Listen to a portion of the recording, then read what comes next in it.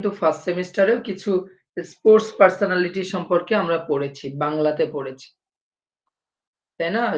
বাংলাদেশের দ্রুততম মানব মানবীর কথা পড়েছি আমরা। মাশরাফি বিন মুর্তজার কথা পড়েছিলাম। তারপরে লিনু একজন মহিলার কথা আমরা পড়েছিলাম, টেনিস খেলোয়াড়। তারপরে উসাইন বোল্টের আমরা পড়েছিলাম। সো এরকমই ইংরেজিতেও একটা টপিক আছে, ডিসক্রাইব স্পোর্টস পার্সোনালিটিস, অর্থাৎ স্পোর্টসম্যান সম্পর্কে লেখা। স্পেসিফিক করে দিলে সেই সম্পর্কে, সেই ব্যক্তি সম্পর্কে লিখতে হবে। Describe a sports that you like most, একটা স্পোর্টস, যে কোনো একটা স্পোর্টস সম্পর্কে যেটা আপনি সবচেয়ে বেশি পছন্দ করেন বা যে স্পোর্টসটাকে সবচেয়ে বেশি ভালোবাসেন, সেই স্পোর্টস সম্পর্কে আলোচনা হতে পারে এরকম। সো এই টাইপের এইগুলা যদি আপনার ভোকাবুলারি সেন্স ভালো না থাকে, যদি আপনার বেসিক ভালো না থাকে, যদি রুলস রেগুলেশন যদি একটু মেইনটেইন না করতে পারেন, মনে না রাখতে পারেন, তাহলে কিন্তু ডিফিকাল্ট হয়ে যায়। কমেন্ট্রি, স্পোর্টস কমেন্ট্রি আছে আপনাদের, যে স্পোর্টস কমেন্ট্রি কেমন হয়, আপনারা টিভিতে যখন খেলা দেখেন বা বাইরের কোনো মাঠে বা স্টেডিয়ামে খেলা দেখেছেন নিশ্চয়ই। তো সেখানে কিন্তু কমেন্ট্রি হয়। তো কমেন্ট্রি কি ধারাবর্ষ, কয়েকজন মানুষ থাকেন, এখন বর্তমান সময়ে মেল ফিমেল উভয়েই কমেন্ট্রি করতে পারে। সেই কমেন্ট্রিতে কমেন্টেটর, অর্থাৎ যারা কমেন্টেটর থাকেন, ওনারা কিন্তু ওই যে খেলা চলাকালীন সময়ে ওই খেলাটাকে ব্রিফ করে। আপনি টিভিতে বসে বাসায় খেলা দেখছেন, কখন কি হচ্ছে, কোন প্লেয়ার বোলিং করছে, ব্যাটিং করছে, সব কিন্তু আপনার পক্ষে জানা পসিবল, আপনার আমার পক্ষে জানা পসিবল হয় না। যে কারণে কমেন্ট্রি কি করে, এটা এমন ভাবে ডিসক্রাইব করে যাতে করে আমাদের বুঝতে সুবিধা হয় খেলাটা কিভাবে চলছে, কিভাবে হচ্ছে, দেন সিচুয়েশনটা কি। সো এই কমেন্ট্রি কিন্তু দর্শকদেরকে হেল্প করে। সো কমেন্টেটরদের অনেক বিচক্ষণ হতে হয়, অনেক দক্ষ হতে হয়, ঠিক আছে, অনেক fluently time to time speech দিতে হয়, কোনটার পরে কোনটা, অনেক সময় আনএক্সপেক্টেড অনেক কিছু হয়, সেগুলা সম্পর্কে তাকে ব্রিফ করতে হয়, ওই খেলা সম্পর্কে ধারণা রাখতে হয়, তার ওই প্লেয়ার সম্পর্কে স্টাডি করতে হয়, প্লেয়ারের হিস্ট্রি জানতে হয়, গেমস, ওই যে দেশের খেলা হয় সেই দেশের ইতিহাস জানতে হয়। সো অনেকগুলা ব্যাপার কিন্তু কমেন্টেটরদের মধ্যে থাকে। সে sports commentary. Then fitness. Fitness means physical fitness. So আমরা এখান থেকে অনেক কিছু আপনারা আই হোপ বুঝতে পারবেন। প্যাটার্ন গুলা দেওয়া থাকবে, আপনারা নিজেদের মতো করে প্রিপারেশন নিতে হবে। আমি কিছু পিডিএফ আপনাদেরকে দিব। সো আশা করি আপনারা এটা থেকে উপকৃত হবেন। সবাই আমার কথা শুনতে পাচ্ছেন? জি স্যার। ওকে, সো আমরা প্রথমে স্পোর্টস পার্সোনালিটিস। এখন এই আগে থেকে বলে রাখি, স্পোর্টস পার্সোনালিটিস যে অনেক মানে ইম্পর্টেন্ট ব্যক্তির নাম হতে পারে। স্পোর্টস পার্সোনালিটি হতে পারে বাংলাদেশ থেকে ইম্পর্টেন্ট হলে কেমন হতে পারে? হতে পারে মাশরাফি বিন মুর্তজা, সাকিব আল হাসান। তারপরে দ্রুততম মানব, এখনো পর্যন্ত অত আপডেট হয় নাই, বাংলাদেশে ইমরানুর রহমানের কথা সবাই জানে না, বাট দ্রুততম মানবীর কথা সবাই জানে। তার চেয়ে বেশি বাইরের দেশের কিছু তারকা খেলোয়াড় আছে। ফুটবলের ক্ষেত্রে Lionel Messi, Cristiano Ronaldo, Diego Maradona, Pele, এরকম কয়েকজন আছেন। সুইমিং এর আছেন মাইকেল ফেলপস, সবচেয়ে ইম্পর্টেন্ট ক্যারেক্টার যাদেরকে, তাদের নামই বলছি আমি। মাইকেল ফেলপস, উসাইন বোল্ট, সর্বকালের সর্বশ্রেষ্ঠ দ্রুততম মানব উসাইন বোল্ট। সেরকম এরকম কিছু ব্যক্তির আমি আপনাদের সাজেশন দেব, এরকম কিছু ব্যক্তির অ্যাজ এ স্পোর্টস পারসন আপনাদের কিন্তু এরকম কিছু ব্যক্তির সম্পর্কে জানা খুবই জরুরি।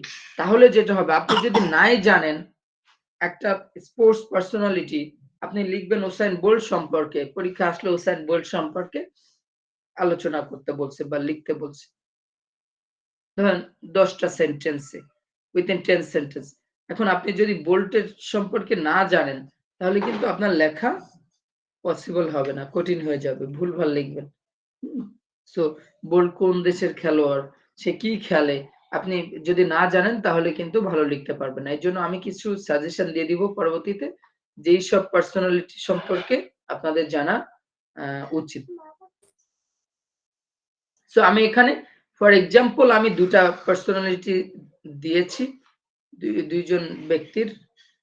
Number 1 Lionel Messi. আপনারা অনেকে যারা রোনালদো ফ্যান আছেন তারা হয়তোবা মাইন্ড করতে পারেন।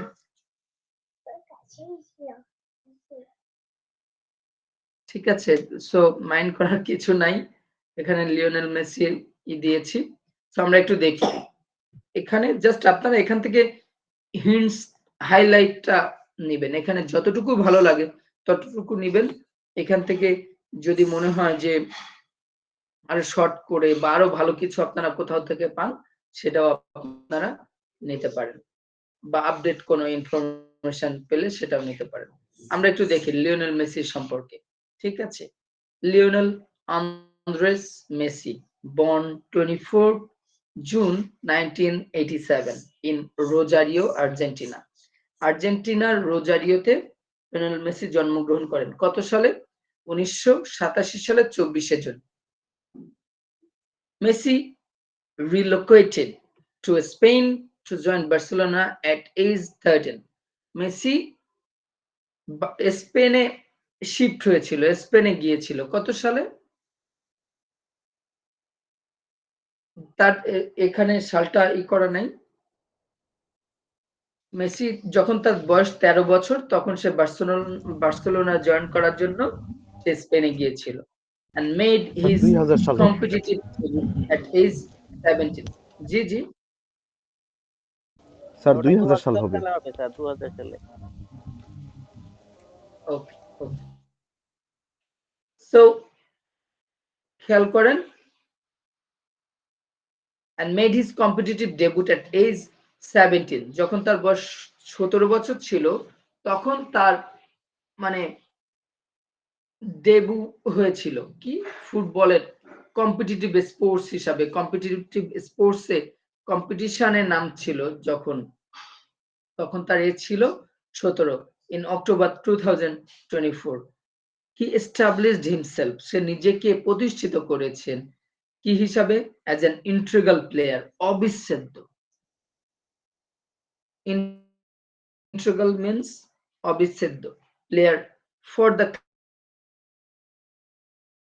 club within the next 3 years, মানে প্রতিদ্বন্দ্বিতাহীন এরকমটাই আর কি। ওই কখন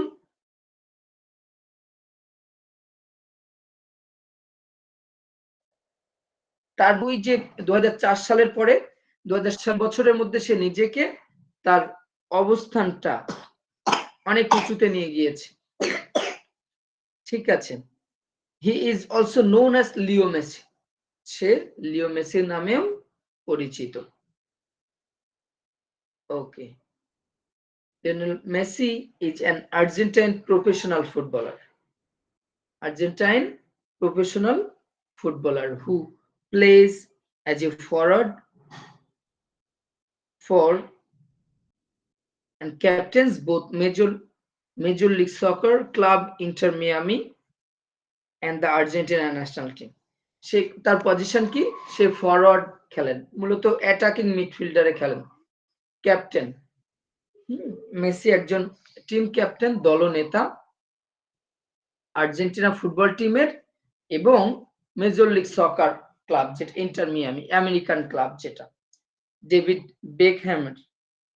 বেকহ্যাম যেটার মালিক, ওই ক্লাবের মেসি ক্যাপ্টেন হিসাবে আছেন as well as Argentina football team.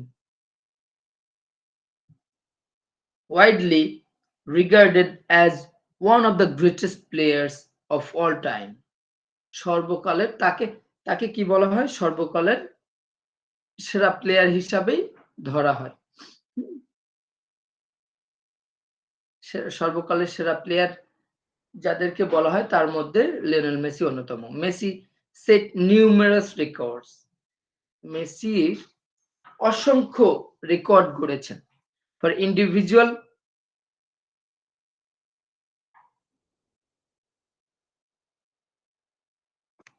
accolades, won 8 Ballon d'Ors awards, and 8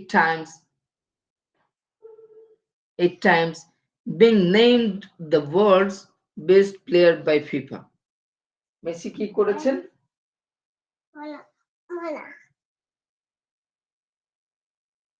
অসংখ্য রেকর্ড গড়েছেন, অসংখ্য রেকর্ড করেছেন। সো শুধু যেটা তার মধ্যে অন্যতম কি ব্যালন ডিয়ার, 8টা ব্যালন ডিয়ার, যেটা 8 times Lionel Messi Ballon d'Or পেয়েছেন, যেটা পৃথিবীর আর কোনো খেলোয়াড় পান নাই।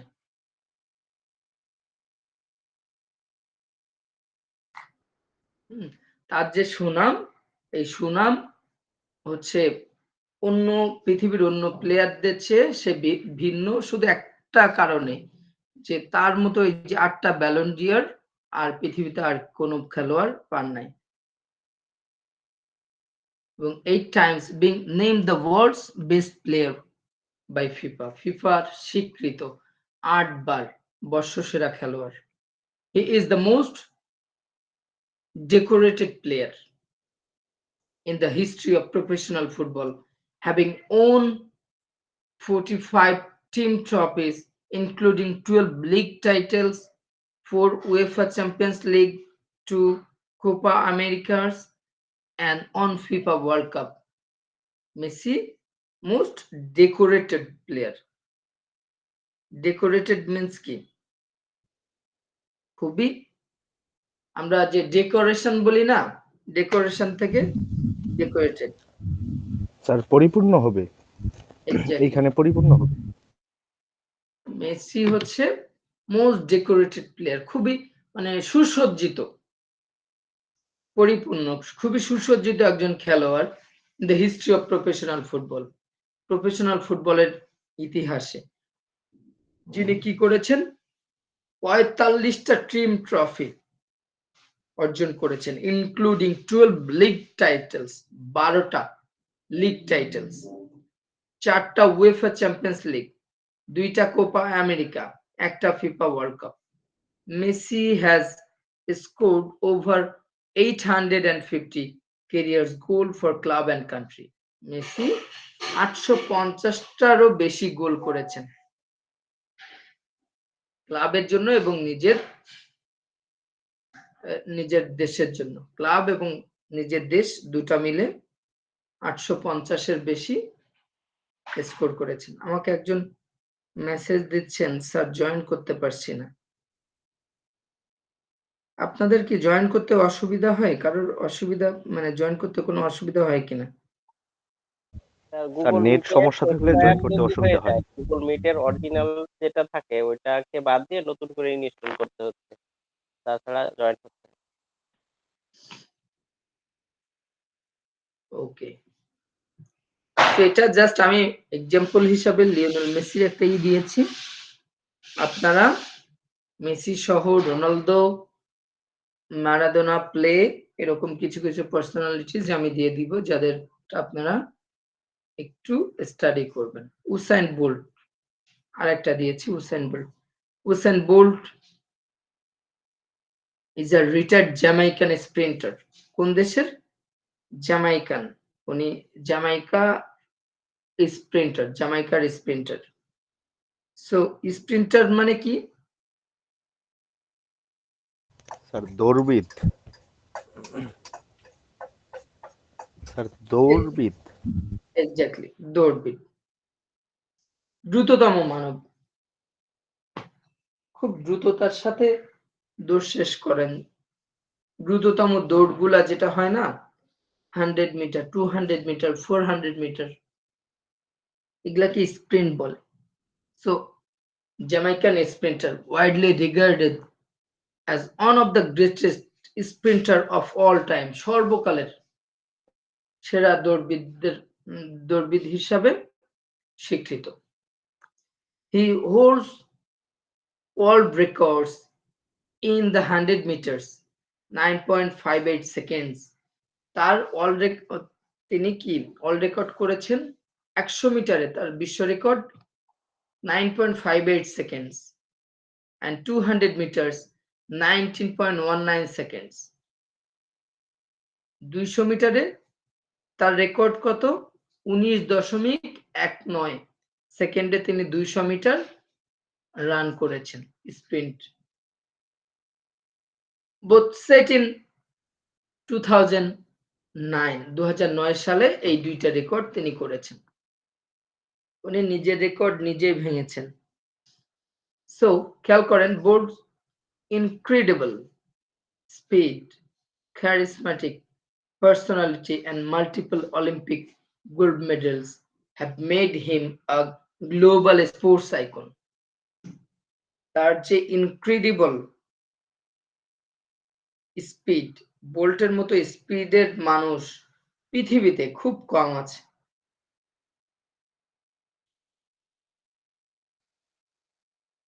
সো উসাইন বোল্ট, তার যে অবিশ্বাস্য যে speed, charismatic personality and multiple Olympic gold medals, তার যে অর্জন, সে যে অনেকগুলা অলিম্পিক গোল্ড মেডেল পেয়েছেন, সেইগুলা তাকে কি করেছে? স্পোর্টস গ্লোবাল, সারা বিশ্বব্যাপী স্পোর্টস আইকন হিসাবে তাকে পরিচিত করেছে। আমাকে এখনো এসএমএস দিচ্ছেন যে জয়েন হয় না, তো এখন আমি কি করতে পারি? কোনো জয়েন রিকোয়েস্ট আছে কিনা রুমে ক্লিক করেন।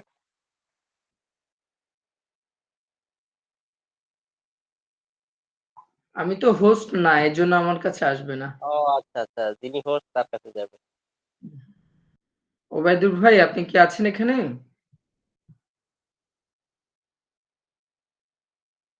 আমি হোস্ট থাকলে তো অসুবিধা ছিল না। ওবায়দুল ভাই শুনতে পাচ্ছেন? সম্ভবত নাই। ওকে,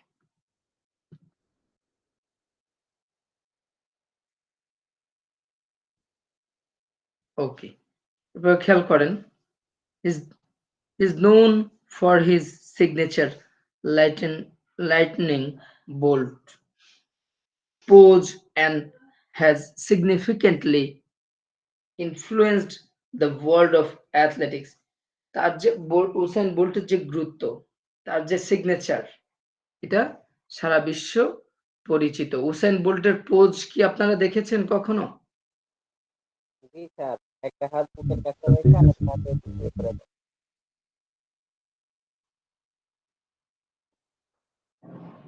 তার হচ্ছে জ্যামাইকান দেখেন নাই কে কে? উসাইন বোল্টের কোচ উসাইন বোল্টকে চিনেন না কে কে? এরকম কেউ কি আছেন?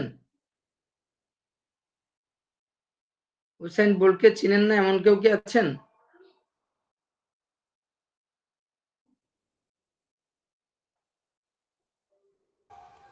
স্যার সবাই চিনি মোটামুটি। সবাই মোটামুটি চিনেন।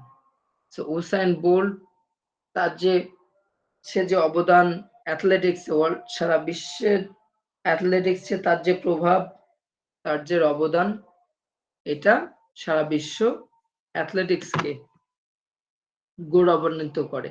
এই উসাইন বোল্ট একজন জ্যামাইকান হলেও উনি উসাইন বোল্টকে নিয়ে বায়োমেকানিক্যাল অ্যানালাইসিস করা হয়েছে, আপনারা হয়তো জানেন অনেকে।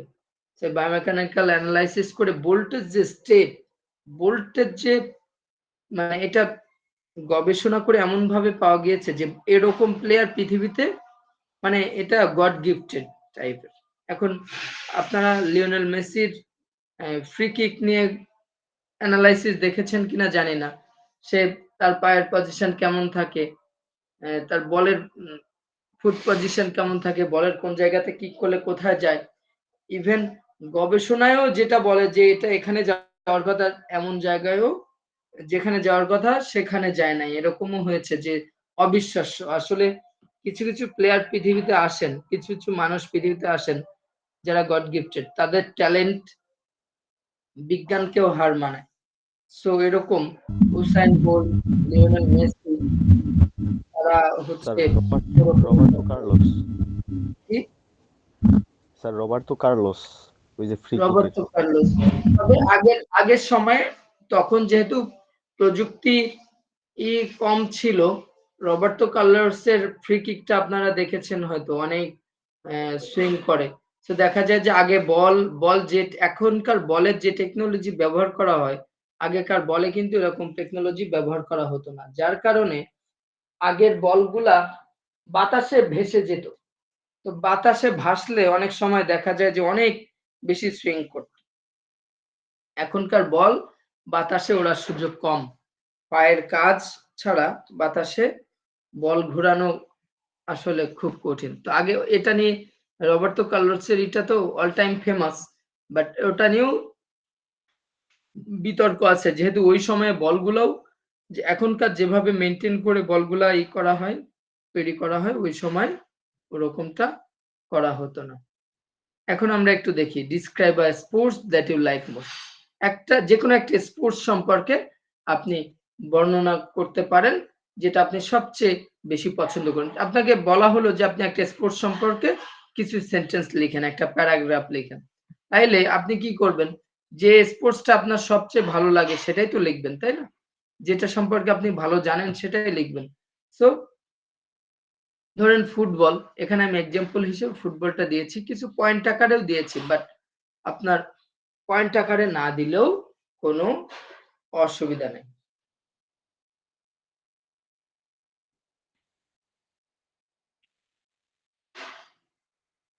এখন খেয়াল করেন ফুটবলটা এখানে ধরেন আপনাকে বলা হলো যে আপনি একটা স্পোর্টস সম্পর্কে ডিসক্রাইব করেন। তো আপনি লিখলেন football. I like football due to several key factors. আমি ফুটবল পছন্দ করি কিসের কারণে? অনেকগুলা কি ফ্যাক্টরস রয়েছে, অনেকগুলা কারণ আছে ভালো লাগার। আমি যে ফুটবল পছন্দ করি এটা ভালো লাগার অনেক ভিন্ন ভিন্ন কারণ রয়েছে। Simplicity and accessibility. সিম্পলিসিটি মানে কি? সরলতা। অ্যান্ড অ্যাক্সেসিবিলিটি মানে কি? এটা হচ্ছে খুব সহজে, মানে ইজি অ্যাক্সেস যেটাকে আমরা বলি, সহজলভ্যতা স্যার, এটা সহজলভ্য। এটা ফুটবল খেলতে গেলে আপনাকে খুব মানে ভিআইপি হওয়া লাগবে না। আপনার ফুটবলের পেছনে খরচ খুব যে বেশি খরচ তা না। এইজন্য এটাকে সিম্পলিসিটি অ্যান্ড অ্যাক্সেসিবিলিটি। খেয়াল করেন, football is simple to understand and play. Football বুঝতে কি কঠিন? খুবই সহজ। এটা খুবই সিম্পল টু আন্ডারস্ট্যান্ড, বোঝা খুবই সহজ, অ্যান্ড প্লে এটাও খুবই মানে বোঝা এবং খেলা দুটাই খুবই সহজ। All you need is a ball and a bit of open space. আপনার সর্বোপরি আপনার কি দরকার? একটা বল দরকার এবং একটু খোলা জায়গা দরকার। Making it accessible for people for all. এটাই মানুষকে কি করেছে? সবার কাছে কি করেছে? এটা অ্যাক্সেসিবল করেছে। গ্রহণযোগ্যতা খুবই ইজি অ্যাক্সেস করেছে। গ্রহণযোগ্যতাটা বাড়িয়েছে এই ফুটবল এই কারণেই। কারণ কি? এটা খেলতে গেলে একটা বল হলে অনেকগুলা মানুষ খেলা যায়। ওপেন একটু স্পেস হলে অনেকগুলা মানুষ একসাথে খেলতে পারে। বাট অনেক গেম আছে যেটাতে আপনি ব্যাডমিন্টন ৪ জন খেলতে গেলে ২ টা র‍্যাকেটে হবে? হবে না। ২ জন ২ জন করে খেলতে হবে। ৪ জন খেলতে গেলে ৪ টা র‍্যাকেট লাগবে। ফুটবল একটা বল হলে আপনারা ৪ জন কেন ১০ জন ২২ জন খেলতে পারবেন। গ্রামের খেলাগুলাতে এক টিমে ১৫ জন ১৬ জন করেও খেলে গ্রামের মাঠে অনেক সময়। কোন সমস্যা নাই। একটা বল হলেই এনাফ। সো এটাই হচ্ছে simplicity and accessibility. Global reach. Football has deep roots across continents, from Europe and South America to Asia and Africa. ফুটবলের যে শিকড়, ডিপ রুটস, এগুলা খেয়াল করেন ইউরোপ থেকে আমেরিকা, এশিয়া থেকে আফ্রিকা সব জায়গাতে এটা শিকড় গাঁথা। প্রত্যেকটা কন্টিনেন্টসে, প্রত্যেকটা মহাদেশেই ফুটবলের পদচারণা রয়েছে। This reach is magnified by high-profile tournaments like the FIFA World Cup, which captured billions of viewers and creates a unifying global event. এই যে ফুটবলের রিস্ক, এখন আমরা রিস্ক কিভাবে বুঝবো? রিস্ক মানে এটা মানুষের কাছে পৌঁছানো, মানুষের কাছে এই খেলাটা কিভাবে পৌঁছেছে আপনি চিন্তা করেন যে আপনি একটা ভিডিও করলেন, কোন একটা ভিডিও আপনার ফেসবুক প্রোফাইলে ছাড়লেন, সেই ভিডিওটা যতগুলা মানুষ দেখেছে, এই ভিডিওটা তত মানুষের কাছে পৌঁছেছে, এটা বোঝাবে। যত মানুষ আপনার ভিডিওটা দেখেছে, এই ভিডিওটা রিচ হয়েছে তত মানুষের কাছে। এটাই এই আরো শুধুমাত্র এই যে মানুষের কাছে পৌঁছায় কিসের স্পেসিফিকলি কিছু হাই প্রোফাইল টুর্নামেন্ট, যেমন FIFA World Cup. High profile টুর্নামেন্টের মধ্যে ফিফা ওয়ার্ল্ড কাপকেই ধরা হচ্ছে। সো এই ফুটবল এজন্যই সারা বিশ্বে আলোড়ন সৃষ্টি করেছে, সারা বিশ্বে জায়গা করে নিয়েছে, প্রত্যেকটা মহাদেশে, এশিয়া থেকে আমেরিকা, এশিয়া থেকে ইউরোপ, ইউরোপ থেকে আমেরিকা, আফ্রিকা, সব জায়গাতেই ফুটবলের পদচারণা রয়েছে। এটাই ফুটবলকে এক জায়গা থেকে অন্য জায়গায়, ফুটবলের পরিধিকে বিস্তৃত করেছে, বর্ধিত করেছে, ফুটবলের এরিয়াটাকে আরো ওয়াইডলি স্প্রেড করেছে। যেমন ফিফা ওয়ার্ল্ড কাপ, এই টুর্নামেন্টটা সারা পৃথিবীতে, সারা পৃথিবীর মানুষ দেখে। দ্যাটস ওয়াই এখানে বলা হয়েছে which captures billions of viewers and creates a unifying global event. এই যে ফিফা ওয়ার্ল্ড কাপ, এটা কতগুলা মানুষ দেখে, বিলিয়ন বিলিয়ন মানুষ এটা দেখে। স্যার এই ফিফা ওয়ার্ল্ড কাপকে biggest show of the earth বলা হয়। হ্যাঁ, ডেফিনেটলি। হ্যাঁ, এই biggest show of the earth. FIFA World Cup যে পরিমাণ মানুষ দেখে, আপনাদের এলাকায় দেখেন, অনেক জায়গাতে, অনেক গ্রামে দেখবেন প্রজেক্টর ভাড়া করে নিয়ে আসে খেলা দেখার জন্য। আমার মনে আছে ছোটবেলায় দেখেছি, তখন একবার ওয়ার্ল্ড কাপের সময় তখন ব্যাটারি ছিল, ব্যাটারি আর টিভি, সাদা কালো টিভি ছিল। তো সাদা কালো টিভিতে খেলা দেখার জন্য ব্যাটারি ভাড়া করে নিয়ে আসতে হতো। হ্যাঁ, তখন কারেন্ট, ওইভাবে ইলেকট্রিসিটি ছিল না, তখন ছিলই না। তখন আমাদের দিকে ইলেকট্রিসিটি ছিল না, অনেক ছোট ছিলাম।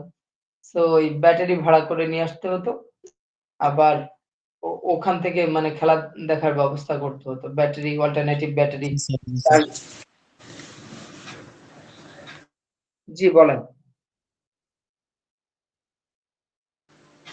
হ্যালো স্যার, জি এগুলো দেখছি স্যার, ওই সময় খুব মজা হয়েছে।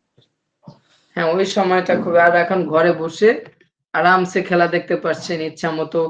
অল্টারনেটিভ চ্যানেল আছে অনেকগুলো, একটা পছন্দ হচ্ছে না আরেকটা দেখতে পাচ্ছেন। অনেকে লাইভ দেখাচ্ছে, সেগুলা দেখতে পাচ্ছেন। কেউ এখন আমরা অনেক অ্যাডভান্স ক্রিকেট খেলাগুলা দেখবেন যে কিছু চ্যানেলে ১ বল আগে, কিছু চ্যানেলে ১ বল পরে দেখায়, মানে একটু লেটে দেখায়। তো আমরা লেটে দেখতে পছন্দ করি না। আমরা যেগুলাতে আগে দেখায় সেগুলোই দেখি। এরকম হয় না? অনেকে আবার রেডিওতে শুনেন, হেডফোনে, কানে হেডফোন দিয়ে শুনেন, এই বলে কি হয়েছে আগে অ্যানাউন্স করে। সো এই যে ফুটবলটাকে বিলিয়ন মানুষ দেখে, ফুটবল ওয়ার্ল্ড কাপ সারা বিশ্বের মানুষ দেখে। এটা কি তৈরি করেছে? Unifying global event. সারা বিশ্বকে এটা সমন্বয় করেছে। এই যে গ্লোবাল, বৈশ্বিক যে ইভেন্ট, একটা বৈশ্বিক ইভেন্ট, এটা সারা বিশ্বকে একত্রিত করেছে। ফুটবল, আপনি যারা আমেরিকায় থাকে তারাও ওয়ার্ল্ড কাপ দেখে। যারা এবার ওয়ার্ল্ড কাপ কোথায় হবে বলতে পারেন? স্যার ইউএসএ তে স্যার। স্যার ইউএসএ না Mexico? USA, Canada and Mexico. Mexico, exactly. So এই যে ইউএসএ, কেউ ইউএসএ তে দেখছে, কেউ বাংলাদেশে বসে ওই অজপাড়া গায়ে বসেও খেলা দেখছে। ফুটবল কত মানে মানুষকে এনগেজ করেছে সেটাই মূলত বোঝাচ্ছে। এটাও পছন্দ করার একটা কারণ। মিডিয়া এন্ড গ্লোবাল রিচ গেল। Number 3 number point, strong club and national culture. কি করে? Football has an extensive club culture, specially in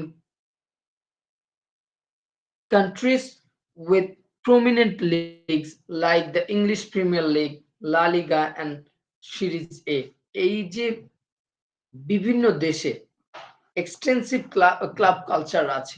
বিভিন্ন দেশে দেখবেন অনেকগুলা বড় বড় লিগ হয়, ইংলিশ প্রিমিয়ার লিগ হয়, লা লিগা হয়, তারপরে হচ্ছে এখন যেমন মেজর লিগ সকার, এখন যেমনটা হচ্ছে লিওনেল মেসি ইউএসএ তে যাওয়ার পরে যেমনটা জমছে, আগে কিন্তু এরকম ছিল না। সৌদিতে যে লিগ হচ্ছে, ওখানে রোনালদো তারপরে নেইমার যাওয়ার আগে কিন্তু অত প্রচলিত ছিল না, অত ভালো মানুষ জানতো না। এখন বাংলাদেশের মানুষ আমেরিকান যে মেজর লিগ সকার দেখছে, আবার ওদিকে যারা রোনালদো ফ্যান আছে তারা কিন্তু ঠিকই সৌদির লিগ গুলা দেখছে। তো আগে কিন্তু মানুষ এগুলা অ্যাভয়েড করতো, সবসময় ফেভারিট প্লেয়ার গুলা যে যে লিগে খেলে সেই সব খেলা মানে বেশি আমরা পছন্দ করি, সেই সব লিগের খেলা। সেই এটাতে কি হয়, এই যে দেখেন একটা লিগ ইউএসএ হচ্ছে, ওখানে আর্জেন্টাইন খেলছে, আমেরিকান খেলোয়াড় খেলছে, এছাড়া বাইরের অনেক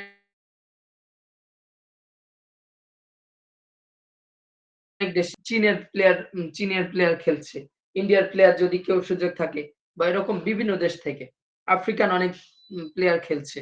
সো এটা তাদের কালচার ট্রান্সমিশনে অনেক গুরুত্বপূর্ণ ভূমিকা পালন করে। ঠিক আছে?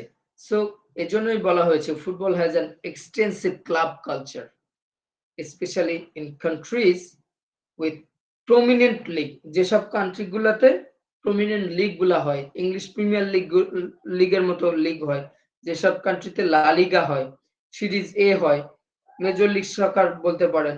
এই যে সৌদির লিগের নাম কি? Sir Saudi pro league, Saudi এটা একটা আছে স্যার, আরো একটা আছে sir, Saudi pro league, pro. Saudi pro league.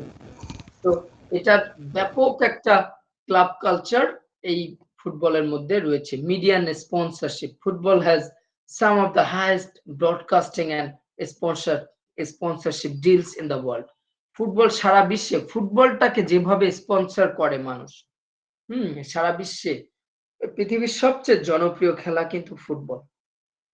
তো সারা বিশ্বে ফুটবলটাকে যেভাবে স্পন্সর করে, আপনি আমাদের বাংলাদেশের পার্সপেক্টিভসে বাংলাদেশে ক্রিকেটটা বেশি উন্নত, বাট ক্রিকেট একবার একটা লিওনেল মেসির একটা আর্টিকেলে একবার একটা এসে পড়েছিলাম যে Yuvraj Singh Indian cricketer, famous Indian cricketer, Lionel মেসির ফ্যান, একবার মেসির সাথে বার্সেলোনায় দেখা করতে গিয়েছিল। সো মেসির সাথে পরিচয় করায় দিচ্ছিল যে he is the famous Indian player. তো মেসি জিজ্ঞাসা করেছিল যে কি খেলে, বুঝতে পেরেছেন? মেসি জিজ্ঞাসা করেছিল উনি কি খেলেন, তো তখন বলছিল যে ক্রিকেট খেলে। তো বাইরের দেশে ক্রিকেটটা কিন্তু অতটা রিস্ক না, কারণ কি অনেকগুলা রিজন আছে। সবচেয়ে মোস্ট ইম্পর্টেন্ট রিজন হচ্ছে যে ক্রিকেটটা খেলতে আগে খেলা হতো 5 দিনের, 3 দিনের, এখন শর্ট করতে করতে এখন তো টি20 তে আসছে, one day T20, even 6 side match পর্যন্ত হয়, 6 সাইড। সো আগে যে পরিমাণ সময় একটা খেলার রেজাল্টের জন্য 5 দিন ওয়েট করতে হতো। সো যে কারণে ডেভেলপ কান্ট্রি গুলা বেশি অ্যাভয়েড করতো, যে ক্রিকেট পছন্দ করতো না। দেখবেন যত বেশি ডেভেলপ কান্ট্রি ক্রিকেট পছন্দ করে না, বাট এখন অনেকগুলা দেশ ক্রিকেটে এঙ্গেজ হচ্ছে, ইউএস এর মতো দেশ ক্রিকেটে এঙ্গেজ হচ্ছে। কারণ কি এখন এই যে টি20 ফরম্যাট আসছে, এখন কম সময়ে হয়ে যায়, এখন ওয়ানডে ফরম্যাট আসছে, টি20 ফরম্যাট আসছে, যে কারণে এখন হয়ে যায়। সো মিডিয়া কিন্তু জি বলেন। স্যার ক্রিকেটটা শুধুমাত্র এশিয়ান কান্ট্রির মানুষগুলা খুব মনোযোগ দিয়ে এবং খুব উপভোগ করে দেখে, তো বাহিরের যে দেশগুলো আছে ওইখানে বেশিরভাগ সময় ফুটবলই পছন্দ করে ওরা। ওটাই এবং বললাম যে এশিয়ান পিপল গুলো হলো একবার ডাই হার্ড ফ্যান ক্রিকেটের। এক্স্যাক্টলি। তো যে কারণেই আমাদের দেশেও ক্রিকেটটা আমরা বেশি প্রায়োরিটি দিই। আমাদের দেশে ফুটবলটা যেভাবে মানে গুরুত্ব পাওয়ার কথা, সারা বিশ্বে ফুটবল যেভাবে গুরুত্ব পায়, আমাদের দেশে সেভাবে পায় না। স্বাভাবিকভাবেই স্পন্সরও দেখবেন ক্রিকেটে প্রচুর স্পন্সর। বিপিএল হচ্ছে কোটি, কোটি টাকার হচ্ছে ওখানে সরাসরি। স্পন্সরের সরাসরি টিম স্পন্সর, স্টেডিয়ামে কত স্পন্সর থাকে। বাট আমাদের ফুটবলে কিন্তু অতটা থাকে না। বাট আপনি যদি ওয়ার্ল্ড কাপের দিকে খেয়াল করেন, অলিম্পিক গেমস এর দিকে খেয়াল করেন, আপনি যদি এই ইংলিশ প্রিমিয়ার লিগ, লা লিগা এইসব দেখেন, তারা একটা প্লেয়ারকে কি পরিমাণ টাকা দিয়ে এক সিজনে কিনে। কল্পনার বাইরে। কল্পনার বাইরে। মানে একটা প্লেয়ারকে যে পরিমাণ টাকা দিয়ে ফুটবলে একটা ক্লাব কিনে এক সিজনের জন্য, মানে যেটা মানে সারা পৃথিবীর ক্রিকেট চালানো যাবে। আইসিসি পুরো এক প্লেয়ারের টাকা দিয়ে আইসিসি কন্ট্রোল করা যাবে। সারা সৌদিতে রোনালদো ছিল প্রায় 2000 কোটি টাকা দিয়ে এরকম হয়েছিল।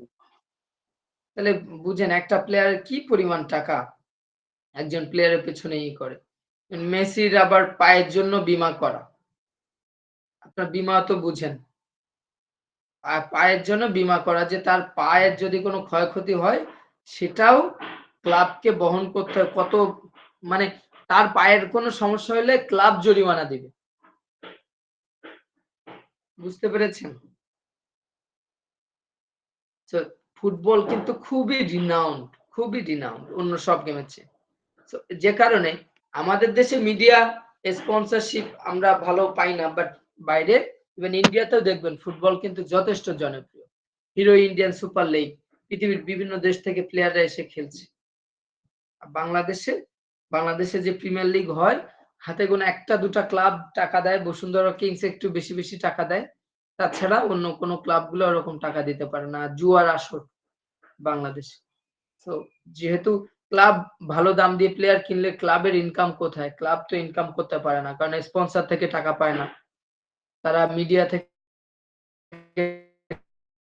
টাকা পায় না, ক্লাবের স্পন্সর, টিকিট বিক্রি হয় না ফুটবলে। ক্রিকেটে আপনি দেখবেন যে এই বিপিএল কেউ দেখেছেন?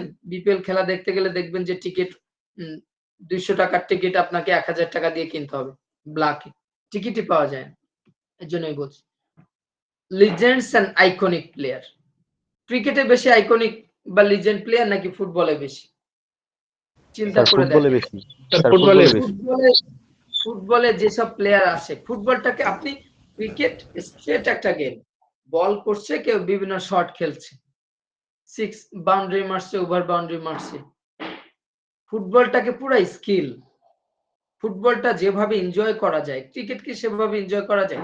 হ্যাঁ, ক্রিকেট ভালো লাগে, বাউন্ডারি মারলেই ভালো লাগে, ভালো ক্যাচ ধরলে ভালো লাগে, ভালো বোলিং করলে ভালো লাগে। কিন্তু ফুটবলটাকে যেভাবে একটা গোলকিপার সেভ, একটা মানে মানে ফুটবলের ড্রিবলিং, স্কোরিং, সবকিছু দেখবেন যে যারা লিজেন্ডারি প্লেয়ার তাদের লেভেলই অন্যরকম। Football has produced some of the most beloved and widely recognized sports figures in history. কি করছে? ফুটবল প্রডিউস করছে কাদেরকে? Most beloved and widely recognized sports figure. Sports figure means sports পার্সনকেই বোঝাচ্ছে ইন হিস্ট্রি, ইতিহাসে, such as Pele, Diego Maradona, Lionel Messi and Cristiano Ronaldo. এখানে নেইমারের নাম নাই, আপনারা আবার রাগ করেন না। নেইমার কিন্তু তাদের সমানে না, আপনারা বিশ্বাস করেন না, নাই করেন। যাই হোক, অনেক পিছনে আছে, রোনালদো অনেক আবার পিছনে। নিজেকেই সেরা বলে। আপনারা যারা রোনালদো ফ্যান আছেন তারা বুঝবেন, রোনালদো নিজেকেই সেরা বলে। সো স্যার ফুটবলটা মূলত জনপ্রিয়তার পিছনে অন্যতম কারণ হচ্ছে, যেমন আমরা যখন ক্রিকেট দেখি তখন একটা সময় কিন্তু বোঝা যায় যে স্যার কোন দল জিতবে, বা অনেক অনেক খেলাতে শুরু থেকেই বোঝা যায় যে কোন দল জিতবে। কিন্তু ফুটবলে এই চান্সটা খুব কম থাকে। দুর্বল দল থাকলে অনেক সময় শক্তিশালী দলের সাথে জিতা যায়। এবং স্যার শেষ হওয়া আগ পর্যন্ত বলতে পারে না যে কে জিতবে। বড় ব্যবধান এক্স্যাক্টলি। থাকলেও বড় ব্যবধান থাকলেও স্যার অনেক সময় গোল করে জিতে যায় বিপরীত দল। এই কারণে স্যার বেশি বেশি উত্তেজনাপূর্ণ ফুটবল। এখানে দেখা যায় যে 90 মিনিটসে যে 90 মিনিটের খেলা 90 মিনিটসে যে গোল হয়ে গিয়েছে, শেষ মিনিটে যে এক্সট্রা টাইমে যে গোল হয়ে গেছে। এই জন্যই এটা ওয়াইডলি রিকগনাইজড, ব্যাপকভাবে স্বীকৃত sports figure in the history. যেই স্পোর্টস ফিগারদের কথা বললাম, মেসি, রোনালদো, প্লে, ম্যারাডোনা, তো তারা কিন্তু তাদের খেলা যদি দেখেন বুঝবেন আসলে তারা কেমন, অন্য পৃথিবীর অন্য প্লেয়ারদের মতো তারা না। আপনি ক্রিকেটে দেখবেন এক একদিন এক একজন ভালো খেলে, এক এক সময় এক একজন ভালো খেলে, খেয়াল করেছেন? ক্রিকেটে এক এক দেশের জি স্যার। মানে প্রত্যেকটা দেশের ভালো প্লেয়ার আছে, প্রত্যেকটা দেশের ভালো প্লেয়ার আছে। বাংলাদেশের আপনি হিসাব করলে সাকিব আল হাসান, তামিম ইকবাল, ঠিক আছে? আপনি যদি ইন্ডিয়ান বিরাট কোহলি, রোহিত শর্মা, প্রত্যেক দেশের আপনি টপ প্লেয়ারদের নাম বলতে পারবেন, টপ প্লেয়ারদের। কিন্তু যখনই দেখবেন যে এরা সবাই তো সব ম্যাচ ভালো খেলে না।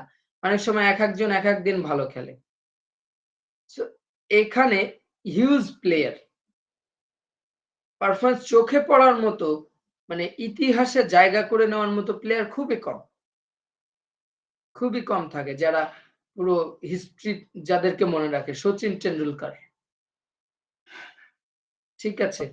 তারপরে আপনি যদি যুবরাজ সিং এর কথা বলেন, 6 ছক্কা মারার রেকর্ড। ক্রিকেট মনে করে রেকর্ডকে, ক্রিকেট স্যার রেকর্ড টাকাই মনে রাখে। শহীদ স্যার আমি কয়েকজনের নাম বলতে পারবো। ঠিক আছে? বাট ফুটবলে স্যার এখানে আপনি চিন্তা করেন মেসি, রোনালদো কত বছর ধরে পারফর্ম করে যাচ্ছে। তাদের ধারে পাশে অন্য কারোর নাম মানে আসে না। এমন ভাবে তারা মানে এত হাই লেভেল পারফর্মার, এত রিকগনাইজ, মানে ওয়াইডলি রিকগনাইজ স্পোর্টস ফিগার। ক্রিকেটে প্রত্যেক দেশে ভালো খেলোয়াড় থাকে না? কেউ না কেউ তো ভালো খেলেই।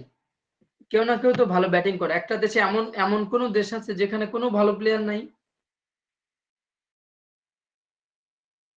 ওরকমটা হয় না। বাট মনে রাখার মতো লিজেন্ডারি প্লেয়ার কয়জন থাকে?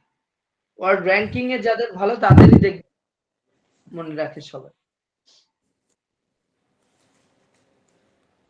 সোশ্যাল এন্ড কালচারাল সিগনিফিকেন্স, সামাজিক এবং সাংস্কৃতিক যে গুরুত্ব। Football is more than a game in many countries. Football অনেক দেশে মানে খেলার চেয়েও অনেক বেশি কিছু। It's a cultural phenomena. It can bring communities together, create jobs, and provide a means of social mobility. Mobility মানে কি? গতিশীলতা, সামাজিক গতিশীলতা প্রোভাইড করে। কিভাবে? দেখেন football social and cultural significance ফুটবলে রয়েছে, সামাজিক এবং সাংস্কৃতিক গুরুত্ব। কিভাবে? ফুটবলটাকে ধরেন আপনার বাংলাদেশে ফুটবল খেলা হচ্ছে, তো ফুটবলকে কেন্দ্র করে বাংলাদেশ ফুটবল ফেডারেশন আছে যারা ফিফার আন্ডারে কাজ করে। এই ফুটবল ফেডারেশনে অনেক কর্মকর্তা আছে না, অনেকেই জব করে। ধরেন ফুটবল ফেডারেশন আবার বাংলাদেশে অনেকগুলো স্টেডিয়াম বানিয়েছে, এটা গভর্নমেন্ট ইসের মাধ্যমে। তো সেখানে কিন্তু ফুটবলটাকে চালানোর জন্য রেফারিজ অ্যাসোসিয়েশন, কোচেস অ্যাসোসিয়েশন বিভিন্ন আছে। সো এটার সাথে একটা দেশের জব সেক্টরও কিন্তু related. It can bring communities together. এই কমিউনিটিটাকে একত্র নিয়ে আসছে এই ফুটবল। বিভিন্ন কমিউনিটিতে থাকে। এক দেশের প্লেয়ার অন্য দেশে যে খেলছে তার দেশের কালচারটাকে ওখানে ফোকাস করছে। দেখবেন অনেক জায়গাতে, এই যে লাস্ট একটা ম্যারাথনে গেলাম কবে, এই শনিবারে আপনারা দেখেছেন কিনা আর্মিদের Bangladesh international Dhaka international marathon এটা স্যার এটা 300 ফিট হয়েছে স্যার। এক্স্যাক্টলি এই ম্যারাথনে আমি অংশগ্রহণ করেছিলাম। আমি রিক্রিয়েশনের জন্য যাই, ভালো লাগে। 10,000 রানার একসাথে রান করছে। এই আমি একজনকে দেখলাম, আমার ক্যাটাগরিতে একজনকে দেখলাম, সে লুঙ্গি আর পাঞ্জাবি পরে দৌড়াচ্ছে। সে ওটা তার নিজের কালচারটাকে, বাংলাদেশের কালচারটাকে হাইলাইট করার জন্য সে আসছে।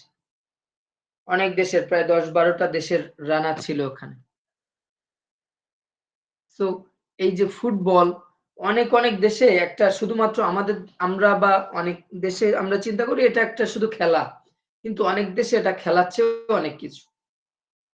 ব্রাজিলে, আর্জেন্টিনা একটা বাচ্চা হলে ফুটবলের জন্য উৎসর্গ করে অনেক অনেক মানুষ, অনেক প্যারেন্টস, যে আমার ছেলেটাকে আমি ফুটবলের জন্য উৎসর্গ করলাম। তার মানে তাকে ফুটবল ক্লাবে দিবে, একাডেমিতে দিবে, তার জীবনে ফুটবল খেলোয়াড় বানানোরই স্বপ্ন। ঠিক আছে, সো এই কারণেই ফুটবলটা স্পেশালাইজড অন্য সব গেমের চেয়ে। This factors combine to make me a football fan.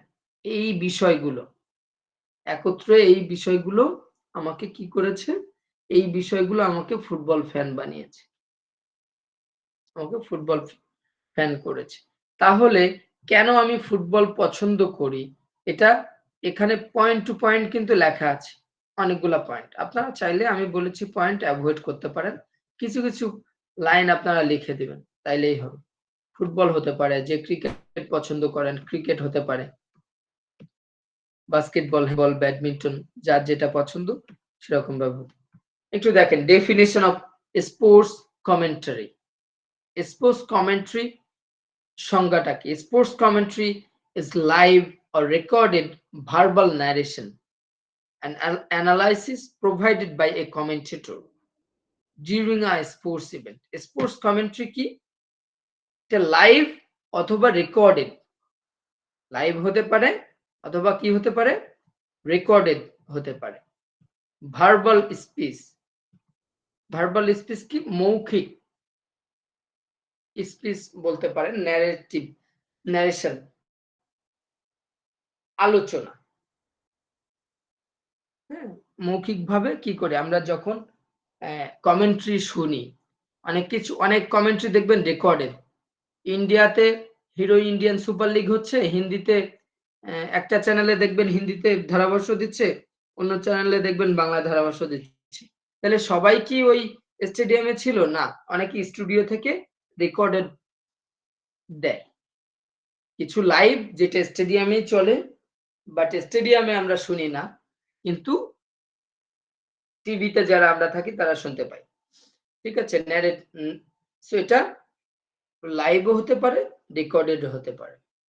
Verbal narration and analysis provided by a commentator, একটা কমেন্টেটর যেটা প্রোভাইড করে বা অ্যানালাইজ করে একটা স্পোর্টস সম্পর্কে। কখন? ডিউরিং আ স্পোর্টস ইভেন্ট, যখন একটা স্পোর্টস ইভেন্ট চলে, সেটাই হচ্ছে স্পোর্টস কমেন্ট্রি। একটা স্পোর্টস ইভেন্ট চলার সময় একজন কমেন্টেটর, সে লাইভ অথবা রেকর্ডেড যে কথাবার্তাগুলো বলে, যে বক্তব্য দেয়, সেটাই হচ্ছে স্পোর্টস কমেন্ট্রি। আশা করি বুঝতে পেরেছেন। Commentary on a specific sport, একটা যে কোনো একটা স্পেসিফিক স্পোর্টের উপর যদি আপনি কমেন্ট্রি করতে চান, আপনাকে কিছু বিষয় খেয়াল রাখতে হবে। আমি এই পয়েন্টগুলা দিয়েছি এখানে, জাস্ট আপনি একটু দেখলেই বুঝতে পারবেন। Here's a guide to help you create good commentary on a specific sport. এখানে একটা গাইডলাইন দেওয়া আছে, আপনি যদি কমেন্ট্রিতে ভালো করতে চান এই গাইডলাইনগুলো ফলো করলেই ভালো করতে পারবেন। আন্ডারস্ট্যান্ড দ্য স্পোর্ট ডিপলি, যে স্পোর্টস এর প্রথমেই কথা বলছিলাম এটা নিয়ে, যে স্পোর্টস এর আপনি কমেন্ট্রি করবেন সেটা সম্পর্কে আপনাকে কি করতে হবে? ডিপলি জানতে হবে। Then research teams and players, player এবং টিম সম্পর্কে আপনাকে কি করতে হবে? গবেষণা করতে হবে, রিসার্চ করতে হবে। আপনি একটা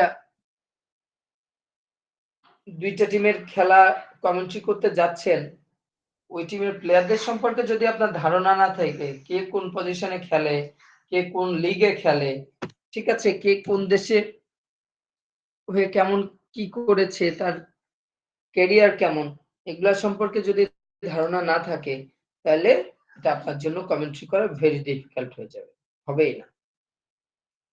প্র্যাকটিস টাইমিং এন্ড ক্লারিটি, এই যে আপনি যে কমেন্ট্রি করছেন, এটার জন্য আপনার টাইমিংটাকে খুব খেয়াল রাখতে হবে, ঠিক আছে? আপনি স্বচ্ছতা রাখতে হবে। টাইমিং, আপনি এখন মানে গোলকিপার বল সেভ দিল, আপনি ওই টাইমটাতে আপনাকে টাইমটা প্র্যাকটিস করতে হবে যে কোন সময় কি বলতে হবে সেটা। আপনি এমন সময় ওই গোলকিপার সেভ নিয়ে বলছেন, এর মধ্যে খেলা শুরু হয়ে আরো 2 মিনিট খেলা শেষ হয়ে গেল, অথচ আপনি গোলকিপারের সেভ নিয়ে কথা বলছেন, ঠিক আছে? সো রাইট টাইমে right speech, right narrative speech গুলাকে ডেলিভার করতে হবে। এখন আপনি ক্রিকেটের কমেন্ট্রি করছেন, ধরেন এক বল শেষ হয়ে গেল, পরের বলও শেষ, অথচ আপনি কমেন্ট্রি আগের বলের কমেন্ট্রি করছেন। সো এই জন্য টাইমিংটাকে প্র্যাকটিস করতে হবে স্বচ্ছতার সাথে, স্পষ্টতার সাথে, আর স্পষ্টভাবে যেন কমেন্ট্রি দিতে পারেন সেটার প্র্যাকটিস করতে হবে। ক্রিয়েট এঙ্গেজ করতে হবে একটার সাথে আরেকটা। আপনি যদি দেখবেন, আপনারা কেউ সৈয়দ আবিদ হাসান সামি নামের কাউরে চিনেন? কমেন্ট জি স্যার, জি স্যার, কমেন্ট দেখবেন, আমার কাছে ভালো লাগে, দেখবেন ওর কমেন্ট্রি গুলো দেখবেন অনেক রিসোর্সফুল, আবার ওনার কথার ক্রিকেট ধরনগুলো অনেক অ্যানালিস্ট, সুন্দর, কথার ধরন অনেক কথাবার্তা সুন্দর। দেখবেন যখন যেটা দরকার তখন সেরকম এক্সাইটমেন্ট থাকে, অ্যানালাইসিস করে, ক্রিকেট যেহেতু সে ক্রিকেট অ্যানালিস্ট, তো সে এই ব্যাপারগুলা ভালো বুঝে, তার ভোকালটাও দেখবেন বেশ অ্যাট্রাকটিভ। তো যখন আপনি রিসোর্স পাবেন কারোর কথায়, তখনই কিন্তু আপনার সেই কমেন্ট্রি ভালো লাগবে, আদারওয়াইজ আপনি কমেন্ট্রি শুনতে চাইবেন না। সো এই এঙ্গেজিং ব্যাপারটাকে মাথায় রাখতে হবে। আপনি আপনার এলাকার একটা মাঠে ক্রিকেট খেলায় কমেন্ট্রি করছেন, সো ওখানে একজন খেলোয়াড় আছে ধরেন রাসেল, সো আপনি সাথে সাথে যদি ওয়েস্ট ইন্ডিজের রাসেলের নাম যদি আপনার মনে থাকে, তার নামটা এঙ্গেজ করে দিলেন, তাহলে যেটা কি বুঝাবে যে না, আপনি প্লেয়ার সম্পর্কে স্টাডি করেন, বিশ্বের ক্রিকেটটা কিভাবে যাচ্ছে সেভাবে। কোনো সিচুয়েশন হতে পারে, সিমিলার সিচুয়েশন বাংলাদেশ টিমের ক্ষেত্রে হয়েছে, এমন সিচুয়েশন আসতে পারে, এমন সিচুয়েশন হতে পারে যে লাস্ট টাই ব্রেকার, যে টাই ব্রেকারে স্কোর করলে জিতবে, স্কোর না করলে হেরে যাবে, এরকম স্কোর না করলে ড্র হয়ে যাবে, এরকম। সেরকম সিচুয়েশন বিভিন্ন ম্যাচে হয়, ওয়ার্ল্ড কাপে হয়, বিভিন্ন লিগে হয়। সো যখন একটার সাথে আরেকটা এঙ্গেজ করা হবে, তখন সবাই কমেন্ট্রিটাকে বেশি এনজয় করবে। যখন আপনার এলাকার গোলকিপার বল সেভ দিচ্ছে, আপনি যদি বাংলাদেশের আনিসুর রহমান জিকোর কথা মনে করেন, তাহলেই ওটা কমেন্ট্রিতে এঙ্গেজমেন্টটা বেশি বাড়বে, ঠিক আছে? দর্শকদের সম্পর্কে বলতে হবে, প্লেয়ারদের সম্পর্কে বলতে হবে, রেফারি সম্পর্কে বলতে হবে। বাংলাদেশের আম্পায়ার, এই যে সৈকত নামের একজন ক্রিকেটের আম্পায়ার আছে, চিনেন ওনাকে? জি স্যার, স্যার খুবই আইসিসি ভালো আম্পায়ার হচ্ছে স্যার চ্যানেলের আম্পায়ার আইসিসি, সেটা কিন্তু খুব কম আম্পায়ারই আছে। বাংলাদেশে ক্রিকেটারদের চেয়েও তার বেতন বেশি, পার ম্যাচ সে বেশি টাকা নেয়, জানেন? জি So, স্যার জানি, বিবিএল স্যার 2 লক্ষ টাকা উপরে নেছে। বিশাল ব্যাপার কিন্তু একজন আম্পায়ারের জন্য। তো এটা রিজনটা কি, তার লেভেলটা ওরকম। তার দেখবেন বেশিরভাগ ক্ষেত্রে তার এগেইনস্টে রিভিউ নিলে কাজে দেয় না। কারণ কি?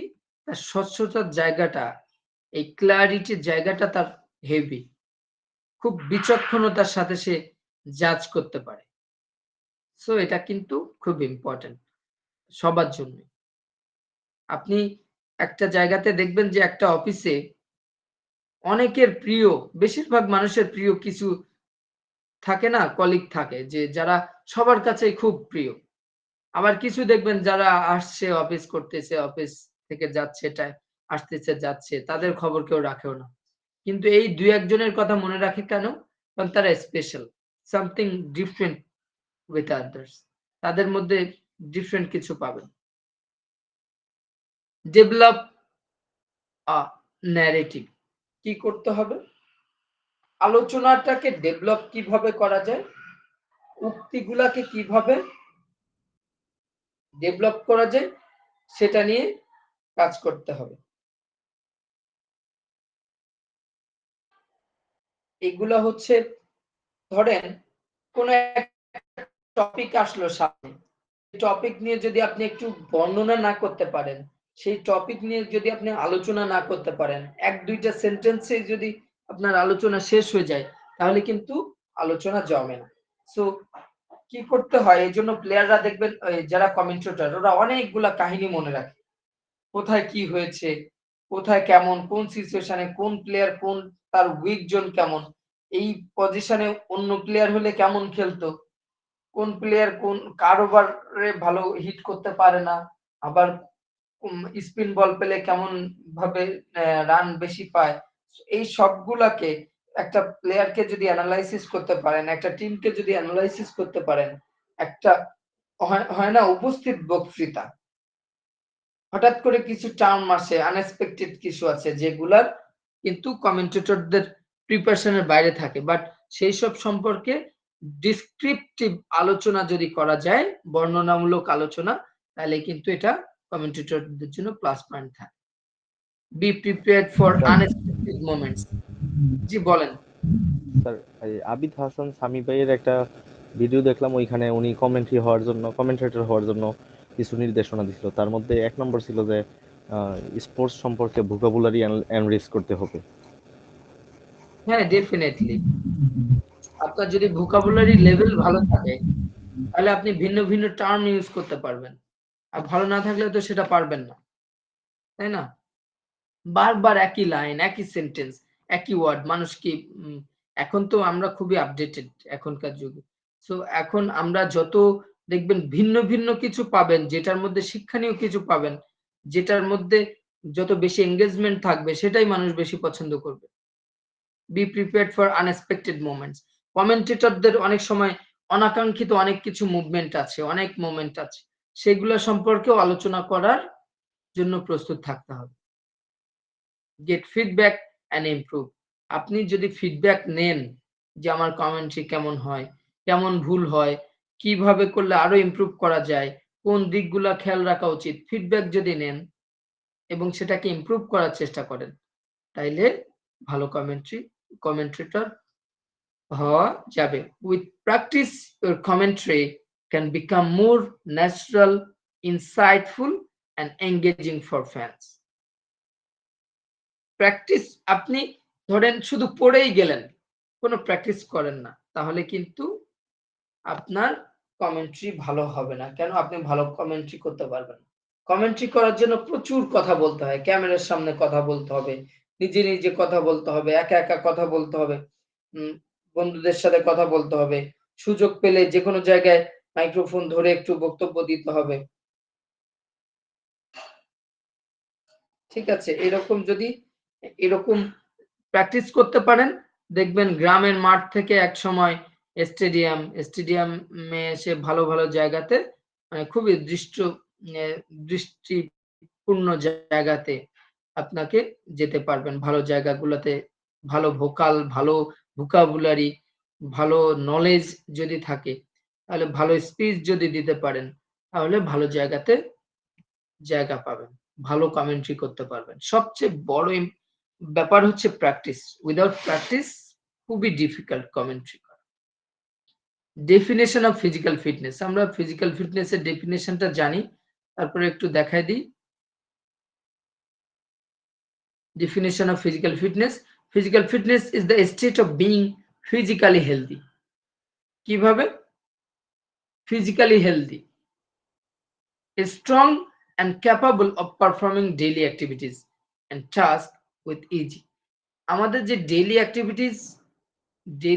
অ্যাক্টিভিটিস গুলা বা টাস্ক গুলা আছে সেগুলা খুব সহজভাবে করার যে সক্ষমতা, সেটাই হচ্ছে physical fitness.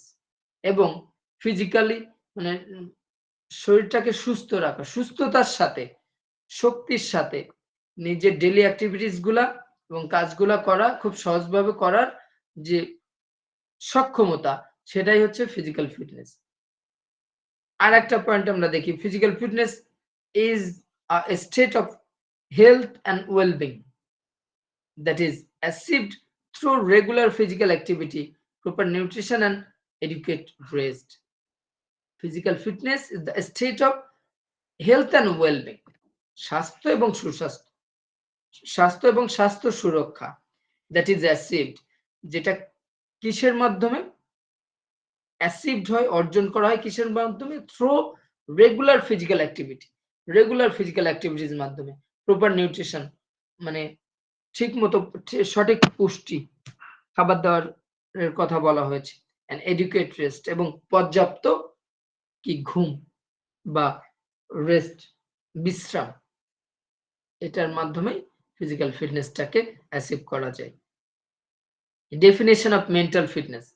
Mental fitness refers to the overall state of one's mental health, overall state of one's mental health, নিজের মানসিক স্বাস্থ্য, and well-being স্বাস্থ্য সুরক্ষা, emphasizing যেটা গুরুত্ব দেয় the ability to manage thoughts, emotion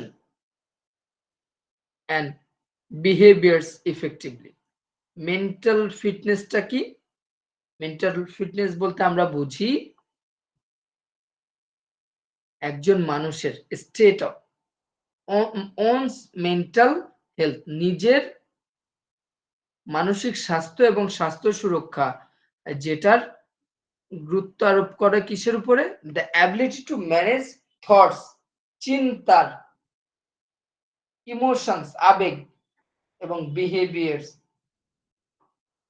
ব্যবহার, ইফেক্টিভলি কার্যকারীভাবে। Relation between mental and physical health, এখানে কয়েকটা পয়েন্ট দিয়েছি। Impact of mental health on physical health, impact of physical health on mental health, stress and health, exercise and mental health, social connection. তো এইটা আমি শীটটা দিয়ে দিচ্ছি, আপনারা এটা দেখে নেবেন, এরপরে যদি সমস্যা থাকে নেক্সট ক্লাসে আমরা এই করব। অলমোস্ট আমাদের 1.5 আওয়ার শেষ। সো এখানে পয়েন্টগুলো এখানে একটু খেয়াল করবেন, হেডিংটা relation between mental and physical health. এখন যদি কারো কোনো কিছু কোশ্চেন থাকে, কারো কি কোনো কোশ্চেন আছে কোনো?